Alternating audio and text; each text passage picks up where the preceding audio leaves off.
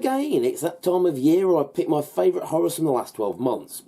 Now, there's been some really good films out this year, and I was struggling to keep it under 10, but here are the ones that I finally settled on. So in no particular order, first of all we have Violent Night, which is kind of like Die Hard meets Home Alone, as a group of armed robbers try to rob a wealthy family, only to have their plans thwarted by Santa Claus when he comes down the chimney to deliver some presents.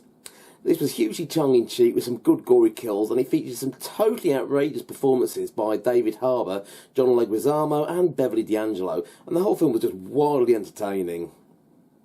Next film in the list, Terrifier II, which sees the return of Art the Clown, causing more murder and mayhem after he's mysteriously resurrected.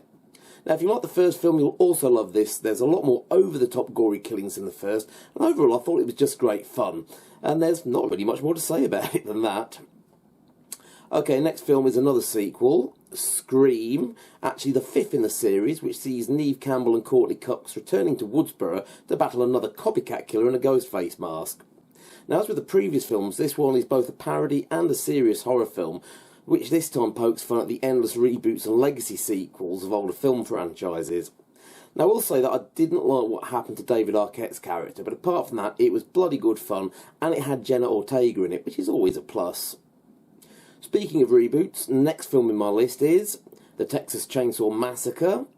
Yes, it's another alternate sequel to the original, which ignores all the other films in the series, but it was good to see Leatherface back in action, swinging his chainsaw about and causing mayhem. I really enjoyed this one. I thought it was good gory fun, particularly the scene where he takes out a bus full of snotty yuppies, which I thought was bloody hilarious. Which brings me swiftly on to the next film, as a similarly themed X by T. West, which clearly owes more than a passing nod to the original Texas Chainsaw film, being set in rural Texas in the 1970s, though for this it revolves around a film crew who find themselves up against a psychotic old couple who take a disliking to them making porn films on their property. Now, this has got everything a good horror film should have: gore, violence, nudity and dark humour. It also benefits from having Mia Goth in the cast, as well as Jenna Ortega, who makes a second appearance in the list.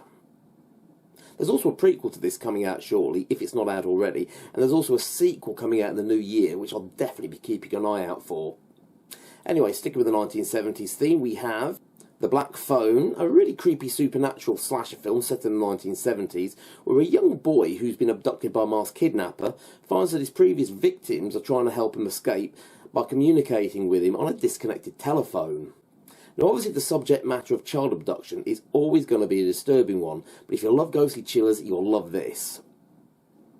Moving into the present day now, we have my next choice, which is Smile, another supernatural slasher film, this time about a woman who's being stalked by a smiling demon that only she can see.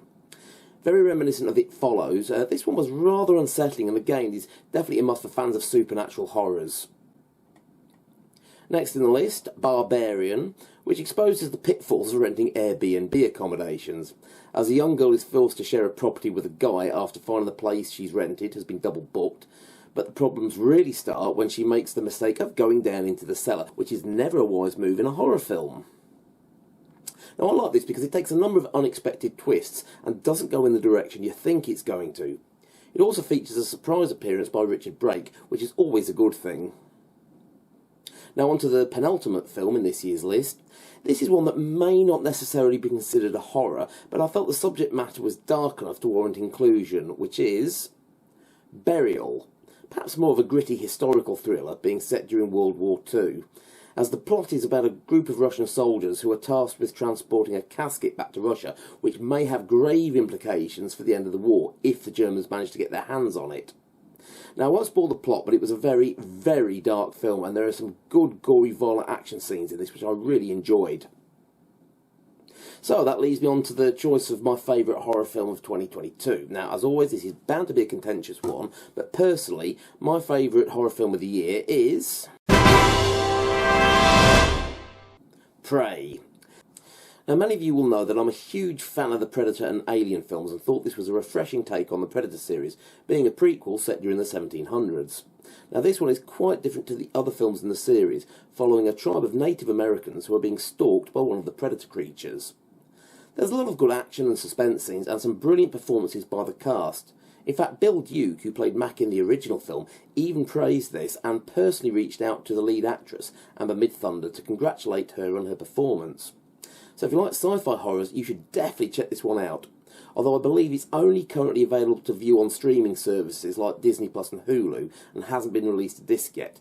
Which seems to be true of a number of the other titles on the list, like Texas Chainsaw, which is only out on Netflix, but hopefully these will get a physical media release at some point in the new year. But anyway, that's it for this year. Thank you very much for watching. Be sure to tell us what you think of my choices, and let us know if there's any films you think I missed in the comment section below. One last thing before I go, though. You may recall earlier this year I did a behind-the-scenes documentary on an upcoming horror called Video Shop Tales of Terror.